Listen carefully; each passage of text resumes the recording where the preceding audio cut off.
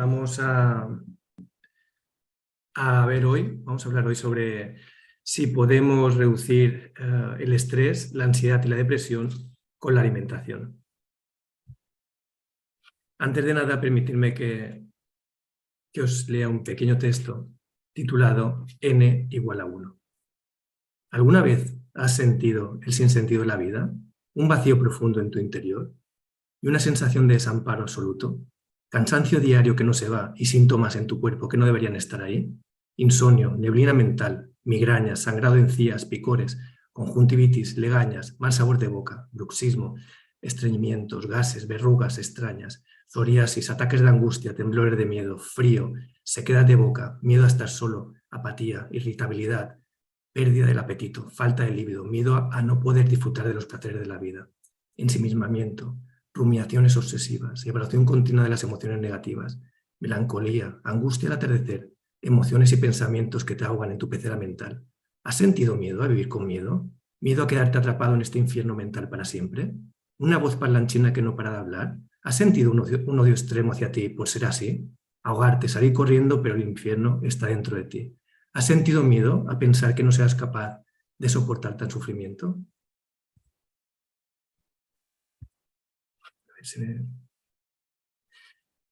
Perdona que no consigo verla ahora. Bueno, sé lo que es la neurosis porque estos son mis síntomas del 2012 a 2016. Menos mal que los apunte porque hoy me acordaría de muy pocos. Perdona que estoy... Vale. Bueno, antes de responder si la alimentación puede ser una aliada en nuestra recuperación de la neurosis, en recuperarnos sobre lo que es el estrés, la ansiedad y la depresión, antes de nada tenemos que hacer un pequeño estudio de variables, muy, muy simple, para que podamos entender cómo podemos impactar ahí desde este abordaje. Y después ver si existe una causa primaria que explique lo que es la neurosis. Una causa primaria que sea el denominador común que sistemáticamente gatille la neurosis en los humanos. Simplemente vemos que la neurosis la podríamos interpretar como una variable dependiente de lo que es la tensión nerviosa. Estrés, ansiedad y depresión serían diferentes niveles de tensión nerviosa. ¿Producidas por qué? Por una variable independiente que sería, o tendría el nombre etiqueta de locus de control, que sería la percepción de control que tenemos o la creencia de control que tenemos sobre el obstáculo, la amenaza que tenemos que superar, ¿vale? Entonces estamos ante una variable dependiente, tensión nerviosa, los diferentes niveles serían estrés, ansiedad y depresión, y la variable independiente que lo explicaría o que lo condicionaría sería el grado de percepción de control, la creencia que tenemos sobre el control de esta amenaza. Aquí vemos un pequeño ejemplo muy famoso en el cual podríamos ver que tendríamos serenidad o no estrés si nuestra percepción de control sobre la amenaza percibida, por ejemplo, yo podría tener un estrés o ansiedad en esta presentación si pensase que no domino la materia, pero en cambio podría tener mucha serenidad o puedo tener un euestrés si percibo que mi control es óptimo, es válido, aunque ahí existe un pequeño riesgo en que me quede en blanco o la tensión de decir, quiero hacer una buena emoción, una buena presentación. Bueno, pues entonces vemos que en un extremo tenemos serenidad, cuando el locus de control es del 100%, y en el extremo un 100% de descontrol, o lo que sería la depresión o la indefensión aprendida de Seligman, cuando percibimos que no podemos hacer nada, que nada está en nuestra mano para superar el obstáculo que nos induce ese malestar emocional. En esta foto vemos el típico experimento del perrito al que se le ha enseñado que no haga lo que haga, no puede resolver el sufrimiento que padece con una descarga eléctrica. Incluso poniéndolo en situaciones diferentes, donde aquí simplemente dando un pequeño saltito y pasando al otro lado de la jaula, podría librarse de la corriente eléctrica. Esto es lo que muchas personas con depresión están sufriendo. Un tormento interno, una guerra interna en parálisis total. La típica persona que está en su cama mirando hacia abajo, paralizada, pero con una tormenta interna brutal, donde cree que no puede hacer nada para librarse de esas emociones. Bueno, y pasamos al segundo punto. ¿Existe una causa primaria de la neurosis? ¿Hay algo que sistemáticamente pueda inducir neurosis en los seres humanos? Pues lo sabemos, sabemos que sí existe una causa primaria. De hecho, ya la podemos inducir de lo que hemos comentado antes, del análisis de variables. Pavlov, muy pocos saben esto, descubrió la causa primaria de la neurosis. ¿Y cuál es esta causa? Pues gracias a sus trabajos, que él lo etiquetó como neurosis experimental, descubrió que la causa primaria de la neurosis es la frustración continua. ¿Vale? La causa primaria de la neurosis es la frustración continua. Aquí tenemos uno de sus experimentos con una de sus colaboradoras, Natalia, y cómo inducían neurosis sistemáticamente en los perros con los que hacían los experimentos.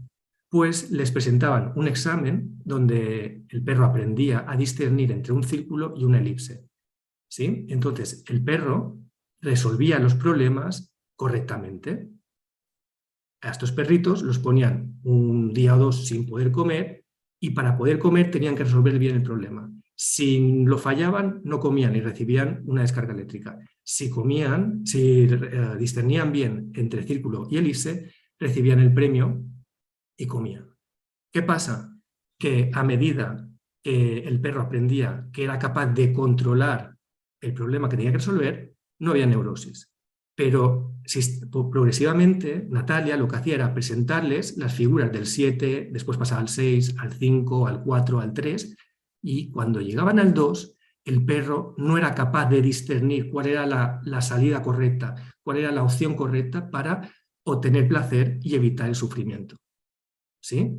Entonces, vemos que la neurosis se inducía a través de la frustración continua sin aprendizaje. ¿Nos resulta familiar esto? ¿Que puede existir la neurosis experimental en humanos?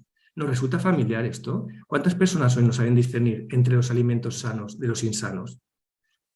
¿Cuántas personas tienen miedo a los huevos? ¿Nos inducen infartos al corazón o son sanos? La carne roja, lo mismo, ¿es sana o nos da infartos o nos da cáncer? La grasa, el gluten, el aceite de girasol, los zumos, los carbohidratos, el ayuno. Pero es que no se queda aquí esta frustración, esta falta de discernimiento. No se queda aquí esta falta de saber si estamos ante círculos o elipses. ¿Qué pensáis del wifi? ¿Del sol? ¿Es sano o nos induce cáncer? ¿La crema solar nos protege del sol o nos contamina con metales pesados? ¿La luz azul, los químicos de la ropa, los partidos políticos, la OMS, es una aliada, nos proteja o es un brazo de los lobbies y los fondos de inversión? Los medios de información nos informan o nos programan. El flúor de la pasta de dientes, los microondas, sentimos agresiones por todas partes. Estamos en un tiempo donde discernir entre círculos y elipses nos supone una gran tensión nerviosa, una gran frustración. Esto nos lleva al trabajo de Leon Festinger y su disonancia cognitiva, donde actualmente mantenemos información contradictoria que es incompatible entre sí. Una nos produce, como hemos dicho, por ejemplo, el sol, según creas, nos puede inducir cáncer, y otro puede ser la fuente de la vida y de tu vitalidad. ¿Cuál es la correcta? ¿Sí? Pues aquí vemos que la disonancia cognitiva también nos conduce a un conflicto, una frustración, una tensión nerviosa y una neurosis. Y sabemos que la tensión nerviosa, por este conflicto de no poder discernir de esta frustración, genera lo que es la inflamación. La inflamación crónica es el marco, como todos ahora ya estamos viendo con claridad desde hace unos años, que induce, que comparte lo que es la depresión. Depresión, ansiedad, tiene un sistema, un cuerpo inflamado. Bueno, bien, pues sabiendo esto, que la frustración es la madre de la neurosis, del estrés, la ansiedad y la depresión, la pregunta es, ¿podemos hacer algo con la alimentación? ¿Podemos usar la alimentación para aumentar nuestra capacidad de discernimiento, de discernir entre círculos y elipses? ¿Podemos aumentar nuestra resistencia a los estresores, a los impactos de estos castigos o estos fallos? Pues vamos a verlo. Perdona porque estoy teniendo problemas al pasar las diapositivas. Pues pinta algo la alimentación en la neurosis y la frustración. Pues pinta mucho. ¿Qué es lo que nos permiten tener los procesos cognitivos? ¿De qué depende el funcionamiento de nuestras neuronas? con qué se fabrican los neurotransmisores, de qué se construyen las membranas celulares, de qué depende la salud mitocondrial, del sustrato que metemos en nuestro cuerpo. Con lo que metemos en nuestro cuerpo podemos mejorar el hardware, lo que es la estructura orgánica del cerebro, el software, cómo funcionan los programas de nuestro cerebro, el power, la energía, nuestra vitalidad, y la conexión a la red, cómo se comunican las neuronas o la sinapsis, esa red neuronal en marcha. ¿Sí? Pues vamos a ver qué nos dice la literatura científica en este sentido, en cómo podemos usar la alimentación para mejorar o reducir, mejor dicho, nuestra neurosis. Tenemos estudios maravillosos donde vemos que, por ejemplo, Bernard Hess, me encanta, es un autor que se ha dedicado a intervenir nutricionalmente en las cárceles y han visto que reforzando la dieta, la alimentación de los prisioneros con un suplemento de multivitamínicos y minerales y ácidos grasos básico, redujeron las conductas violentas de los prisioneros en un 35%. En 28 días. ¿Os imagináis un fármaco que redujera la conducta violenta de los prisioneros en 28 días? Pues bien, estamos hablando de que han reducido la conducta violenta. En este caso, observan la conducta, que es fácil de observar, pero sabemos que antes de una conducta violenta va una emoción negativa. En su caso, la irascibilidad. ¿Y qué precede a la irascibilidad? La frustración. Cuando estos prisioneros encuentran un obstáculo que amenaza su homeostasis, su equilibrio, y ellos responden con violencia. Entonces, por la ley de la polaridad podemos saber que si han reducido un 35% sus conductas violentas, sabemos que han aumentado un 35% su serenidad, o discernir entre las conductas, entre las opciones correctas y las respuestas incorrectas. ¿Sí? Es muy interesante. En este sentido, también tenemos que el colesterol modula nuestros niveles de serenidad, o por la ley de la polaridad, también modula nuestros niveles de neurosis. ¿Por qué? Aún no está claro, ahora lo explicaré, pero tenemos una evidencia científica aplastante en que los niveles muy bajos de colesterol están vinculados fuertemente con el suicidio, con las personas que se suicidan, con las conductas violentas y con las conductas temerarias. ¿Por qué? No lo sabemos, pero lo que se está viendo es que el colesterol, de alguna forma, los niveles, al tenerlo alto o bajo, regula el número de receptores de la serotonina. ¿Sí? La serotonina es el neurotransmisor de la estabilidad, de la serenidad. Entonces, por alguna razón, vemos que el colesterol impacta en nuestra serenidad. Ojo con reducir los niveles de colesterol. Yo lo tuve en mi peor momento en 146 y nunca me he encontrado tan mal. Hoy, por suerte, he conseguido elevarlo por encima de 200. Creo que nos hemos equivocado de enemigo durante estas últimas décadas. El colesterol no es el enemigo, es un aliado de nuestra serenidad y nos protege de aneurosis. Continuemos, porque con el colesterol creo que hay mucho que comentar. En fin, aquí también vemos cómo el colesterol o una dieta que no nos deprima el colesterol puede ayudarnos a discernir mejor entre los círculos y las elipses.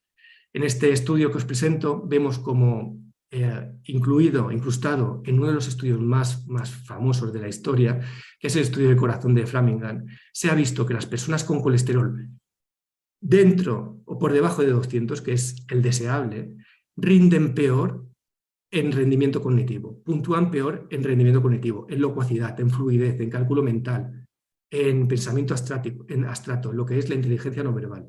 ¿Vale? Estamos hablando de que puntúan mejor en sus capacidades cognitivas para discernir, para encontrar, resolver y analizar los problemas de la vida. Y que, en contra, vemos que las personas que tienen el colesterol más alto, por encima de 240, puntúan mejor en lo que es la inteligencia no verbal, suben su rendimiento cognitivo.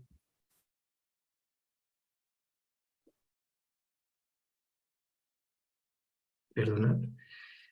¿Qué más podemos decir de la nutrición? Pues que impacta a las mitocondrias, lo que hemos dicho antes. Nuestra vitalidad, nuestra energía depende de las centrales nucleares que están metidas en nuestras células.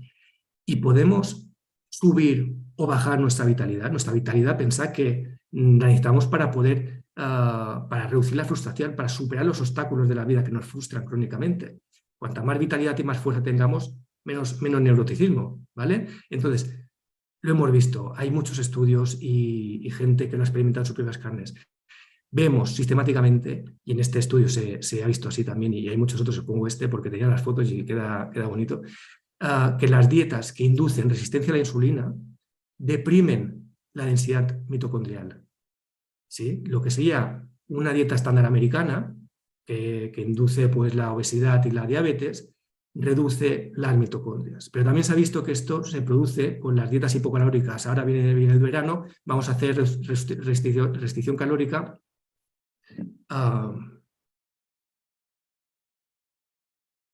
para bajar de peso, y lo que pasa es que nos quedamos fríos y sin energía.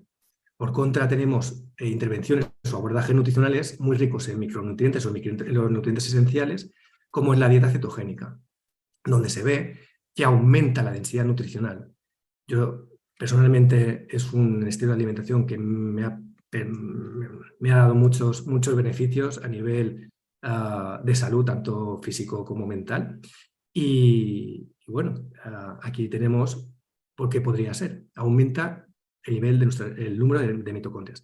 Pero también vemos que hay otras técnicas, otras prácticas de alimentación, como es el ayuno, que también induce una biogénesis mitocondrial. ¿Os imagináis combinar dieta cetogénica con ayuno? El subidón de energía que podríamos vivir. Pero para los que no sean amantes o les dé cierta cosa a probar este tipo de alimentaciones, de dietas o estilos de alimentación, está la dieta mediterránea, que también se ha visto que aumenta el nivel de mitocondrias. Pero ojo, el estudio cita que es la dieta mediterránea, no la de Ansel Keys, la de 1977 con el 60% de carbohidratos en la base. Esta induce resistencia a la insulina. Están hablando de la dieta mediterránea de 1960 de Creta. Imaginaos, en la isla de Creta, en Grecia, pues cómo se alimentaban. Pues muchos frutos del mar, mucho pescado, aceite de oliva, verduras, lácteos, queso, yogures, verduras de temporada y frutas de temporada. Frutas de temporada 2 meses al año, en verano, no 365 días comiendo fruta y fructosa. Y después cereales, sí, pero no tantos como ahora. Y un cereal, un trigo antiguo, el trigo que comía Jesucristo, no el que ahora estamos comiendo, un trigo enano, transgénico, hibridado con cuatro plantas diferentes, al que le han subido casi un 40% el nivel de gluten, que es adictivo. En fin, con esto vemos que también podemos impactar en nuestra vitalidad con la nutrición y reducir nuestra frustración. Como último estudio, podemos ver que también podemos impactar con lo que comemos en nuestros niveles de neurotransmisores. Sobre todo, por ejemplo, he puesto el de la dopamina. ¿Por qué? Porque la dopamina nos permite, nos orienta al logro, a la motivación, a la recompensa, a superar esos obstáculos que nos encontramos en nuestro día a día.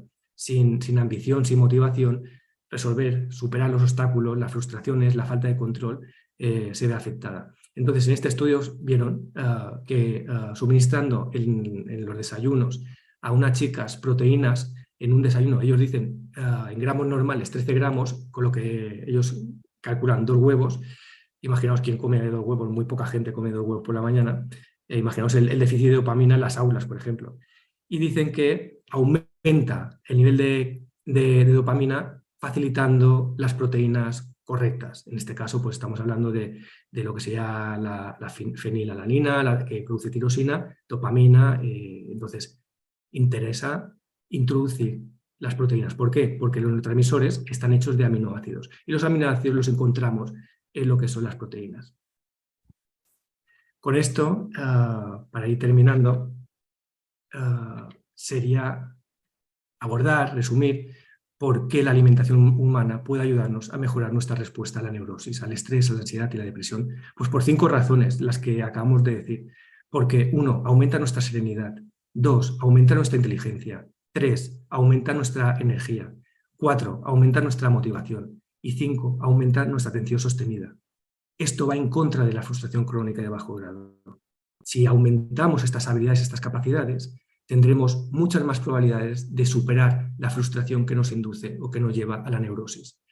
Muchos autores y fuentes, yo lo comparto, denuncian que en nuestras unidades de salud mental, en España y en el resto del mundo occidentalizado, un 33% de las personas que acuden simplemente están bajo el efecto de tener unos niveles inadmisibles de nutrientes esenciales por debajo de la viabilidad del funcionamiento normal del cerebro. Es una fábrica que no tiene la materia prima con la que puede funcionar bien. Entonces, un 33% simplemente desajustes nutricionales, déficits severos de micronutrientes. El otro 33% estaríamos hablando de gente frustrada crónicamente, que no es capaz de superar los problemas tanto externos como internos, no es capaz de librarse de ese sufrimiento emocional. Y otro 33% estaríamos hablando de traumas, de personas que han sufrido abusos en la infancia. Este 33% ya sería el típico que sí podría entrar en unidad de salud mental. Pero ¿os imagináis poder mejorar o intervenir simplemente con una correcta alimentación, una alimentación con los nutrientes esenciales necesarios para el 66% de las personas que acuden a nuestras unidades de salud mental? Bueno, pues solo facilitaros 5 consejos generales que nos pueden ayudar en esta tarea de reducir la frustración crónica, como hemos visto, gracias a la alimentación. 1. Mantén estable tu nivel de glucosa en sangre.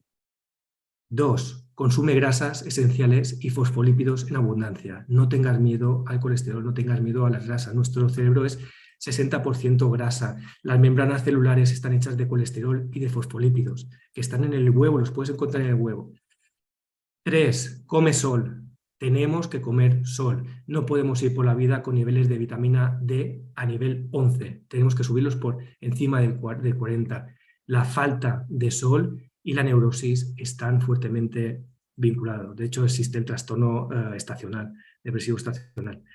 4. Consume proteínas, consume aminoácidos de origen animal. No tengamos miedo. Las vitaminas del grupo B son las mejores salidas del cerebro. Principalmente y por biodisponibilidad se encuentran en los